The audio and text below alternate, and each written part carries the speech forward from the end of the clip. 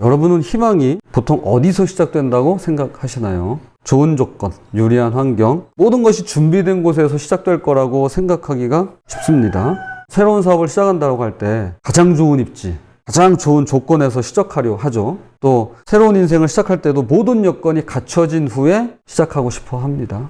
그런데 예수님의 선택은 우리와 달랐는데요. 오늘 본문에서 세례 요한이 잡혔다는 소식을 들으시고 갈릴리로 가십니다.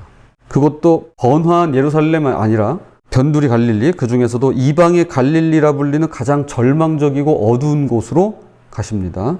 왜 하필 그곳일까요? 왜 가장 좋은 조건이 아니라 가장 어려운 조건에서 구원의 역사를 시작하셨던 걸까요? 그리고 그곳에서 만난 평범한 어부들이 어떻게 모든 걸 버리고 예수님을 따를 수 있었던 걸까요?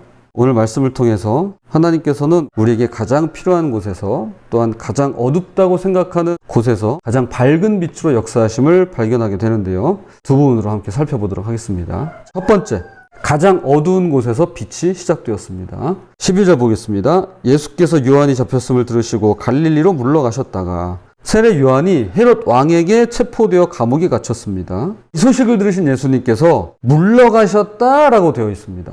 이것은 마치 예수님이 무서워서 피하신 것처럼 보입니다. 그러나 실제로는 하나님의 완벽한 타이밍에 따른 전략적 이동이라고 보는 게 맞을 것입니다. 세례 요한의 체포는 단순한 개인적 사건이 아니었습니다. 하나님의 말씀을 선포하는 자에 대한 세상 권력의 반응을 보여주는 사건이었습니다. 그런데 예수님은 이 불안한 소식을 들으시고 위축되거나 두려워하는 대신에 오히려 본격적인 사역을 시작하시는데요. 그래서 이게 첫 사역입니다. 또 놀라운 건 이 첫 사역이 시작된 장소입니다. 13절, 나사렛을 떠나 스불론과 납달리 지경 해변에 있는 가버나움으로 가셨습니다. 15절에서는 이 지역을 이방의 갈릴리라고 부르는데요. 이곳은 역사적으로 특별한 의미가 있습니다. 주전 8세기 아수르왕 디글랏 빌레셀이 북이스라엘을 침공했습니다. 그리고 열왕기하 15장 29절에 기록된 대로 갈릴리와 납달리 온 땅을 점령하고 그 백성을 아수르로 사로잡아 갔습니다. 즉 이곳은 가장 먼저 이스라엘이 정복당한 땅입니다. 국지전이 아니라 멸망이 처음으로 시작된 땅입니다. 700년 넘게 절망과 어둠의 상징과도 같은 곳이었습니다. 그래서 이사야 선지자도 이곳을 흑암에 앉은 백성이라고 불렀습니다. 그런데 바로 그곳에서 예수님은 사역을 시작하고 계시는 것입니다. 그리고 이사야의 예언이 성취된 것이었습니다. 16절, 흑암에 앉은 백성이 큰 빛을 보았고 사망의 땅과 그늘에 앉은 자들에게 빛이 비쳤도다 하였느니라. 예수님께서 이곳에서 공생애의 시작을 하셨다는 것은 장차 유대인뿐만이 아니라 이방인을 포함한 전 인류에게 빛을 비추고 구원하시리라는 의미가 담겨 있는 것입니다. 유대인을 위한 복음서가 마태복음인데 우리를 향해서만 구원이 있는 게 아니야. 이방인을 향해서 주님이 오신 거야 라고 보여주는 것입니다. 이것은 예수님의 계보에 등장하는 4명의 이방 여인들과 동방 박사들의 방문과도 그 맥을 같이 한다고 볼 수 있습니다. 즉 하나님 나라의 복음은 일부가 아니라 모든 민족을 위한, 온 세상을 위한 구원의 기쁜 소식입니다. 이것이 바로 하나님의 방식이죠. 가장 절망적인 곳에서, 가장 어둡다고 여겨지는 곳에서 구원의 역사를 시작하고 계십니다.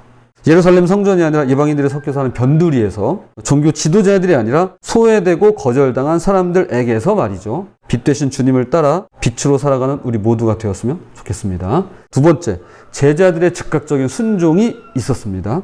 17절입니다. 이때부터 예수께서 비로소 전파하여 이르시되 회개하라 천국이 가까이 왔느니라 하시더라. 예수님은 세례 요한이 외쳤던 바로 그 메시지로 사역을 시작하십니다. 그러니까 세례 요한의 메시지를 예수님께서 이어받았다고 할 수 있겠죠. 같은 말씀이지만 의미는 전혀 달랐는데요. 요한이 준비하라는 의미였다면 예수님께서는 이제 왔다, 이제 시작되었다 라는 선언입니다. 그리고 18절부터 제자들을 부르시는 장면이 나오는데요. 여기서 흥미로운 차이점을 발견하게 됩니다. 먼저 시몬과 안드레 형제를 보겠습니다. 그들은 바다에 그물을 던지고 있었습니다. 그러니까 한참 고기를 잡고 있는 중이었습니다. 그때 예수님께서 나를 따라오라고 하시자 이렇게 기록합니다. 20절, 그들이 곧 그물을 버려두고 예수를 따르니라. 고기를 잡는 그물, 즉 자신들의 작업 도구를 버리고 예수님을 따릅니다. 그리고 이어서 야고보와 요한 형제가 등장합니다. 이들은 아버지 세베대와 함께 배에서 그물을 깁고 있었습니다. 앞선 시몬과 안드레 형제가 바다에 그물을 던져 고기를 잡고 있었다면 지금 야고보와 요한 형제는 고기잡이를 다 마친 후에 아버지와 함께 그물을 손질하고 있는 것입니다. 그런데 예수님께서 부르십니다. 그러자 22절 그들이 곧 배와 아버지를 버려두고 예수를 따르니라. 자, 이 둘의 차이점이 보이시죠?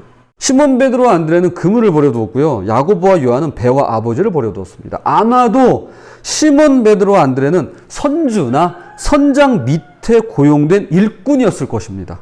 자기 배가 아니에요. 그에 비해 야고보와 요한은 계속 반복해요. 배를 소유한 아버지와 함께 가족 사업을 하고 있었을 것입니다. 그래서 얘기하잖아요. 배와 아버지를 버려두고. 하지만 이 네 명에게는 공통점이 하나 있는데요. 곧바로 순종했다는 겁니다. 시몬과 안드레에게 그물은 그들의 생계수단이었습니다. 매일같이 이 그물로 고기를 잡아 생활했던 것이죠. 그런데 그들은 망설이지 않고 그물을 버렸습니다. 또한 야고보와 요한에게 있어서 배는 가장 중요한 물질적 재산이었습니다. 그리고 아버지 세베대는 인간적으로 가장 중요한 소중한 혈연 관계죠. 그런데 그들도 이 모든 것을 미련 없이 버려두고 예수님을 따랐습니다. 이들은 순종의 순간에 망설이지 않았습니다. 조건을 따지지 않았습니다. 예수님의 부르심 앞에서 즉각적인 반응을 보였습니다. 여기서 우리는 두 가지를 알 수 있는데요. 먼저 제자도의 본질입니다. 예수님의 제자가 되어서 예수님을 따르려고 하는 자는 자신이 의존하고 있는 것들에 얽매일 수 없다라는 것입니다. 시몬과 안드레에게는 그것이 생계 수단인 그물이었고요. 야고보와 요한에게는 물질적 재산과 인간적 혈연 관계였습니다. 이것들이 우리를 묶을 수 없다라는 거예요. 이게 제자도의 본질입니다. 또 다른 하나는 제자도의 보편성입니다. 독신이든 가정이 있든 가난하든 부유하든 피고용인이든 고용주든 하나님은 모든 사람을 부르시고 모두가 예수님을 따를 수 있다라는 것입니다. 각자의 상황에 맞는 방법으로 부르시지만 모든 사람에게 동일하게 헌신을 요구하고 계십니다. 이것이 제자도의 보편성입니다. 그래 너는 다른 거 다 얽매이지 말고 주님을 따라. 근데 나는 그냥 다른 거에 얽매이면서 그냥 주님 따를게. 그렇지 않아요. 그렇지 않아요. 그래서 제가 얼마 전에 말씀드렸죠. 그리스도인은 리더입니다. 전부 다 리더예요. 우리는. 저는 리더 안 할 건데요. 그렇지 않아요. 그리스도인 리더입니다. 리더로 부르셨습니다. 결국 제자가 된다는 것은 무엇을 가질 것이냐, 무엇으로 나를 채울 것이냐가 아니라 무엇을 덜어내고 주님을 위해 무엇을 내려놓을 것이냐의 문제라 할 수 있는 것입니다. 세상의 방식하고 완전히 다르죠. 세상은요, 더 나를 채우고요, 더 나를 무엇으로 소유하느냐입니다. 그러나 주님의 방식, 그리고 제자도는요, 주님을 위해서 무엇을 덜어내고 무엇을 내려놓을 것이냐의 문제입니다. 시몬과 안드레는 그물을 덜어냈고요. 야고보와 요한은 배와 아버지를 내려놓았습니다. 각각의 상황은 달랐지만 모두 무언가를 덜어내는 결단을 했습니다. 그리고 그 자리에서 예수님을 모셨습니다.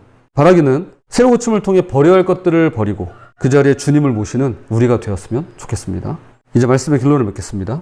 이 시간 우리 자신을 한번 돌아보십시다. 혹시 어제 실패와 후회를 안고 오신 분이 계실까요? 또는 앞으로 닥칠 일에 대한 불안과 두려움을 품고 계시는 분이 계실까요? 예수님은 바로 그런 우리를 부르고 계십니다. 완벽해서 부르시는 것이 아니라 완벽하지 않아서 우리를 부르십니다. 네 사람의 어부에게도 특별한 자격 같은 건 없었습니다. 여기 그런 거 나와 있지 않습니다. 그들은 그저 자신들의 일터에서 평범한 일상 가운데 예수님을 만났습니다. 그러니까 저는 이게 되게 중요하다고 생각해요. 일상이 무너지면 사실 볼 것도 없습니다. 그러니까 엘리트니, 지위가 높다, 권력이 있다, 이거 아무 소용 없어요. 그러니까 일상이 무너지면 그냥 다 무너진 겁니다. 주님이 우리의 일상을 얼마나 소중하게 보시는지를 여기서도 발견하게 됩니다. 그들은 일상, 그러니까 평범하게 매일 루틴으로 보내는 그 일상에서 예수님을 만났습니다. 그런데 그들이 예수님을 찾은 게 아니라 예수님께서 그들을 찾아오셨습니다. 오늘도 예수님께서 저와 여러분을 찾아오십니다. 중요한 건 그 순간 무엇을 선택하느냐, 누구를 선택하느냐 하는 것이죠. 새로 고침이 바로 그 순간이라고 저는 생각합니다. 새롭게 하시고 고침받을 수 있도록 선택하는 순간 말이죠. 주님이 우리를 찾아오셨습니다. 주님이 먼저 우리를 선택하셨습니다. 부디 네 사람의 어부들처럼 곧 결단하고 순종하며 예수님의 제자로 하루하루 따라가시는 저와 여러분이 되시기를 주님의 이름으로 부탁을 드립니다.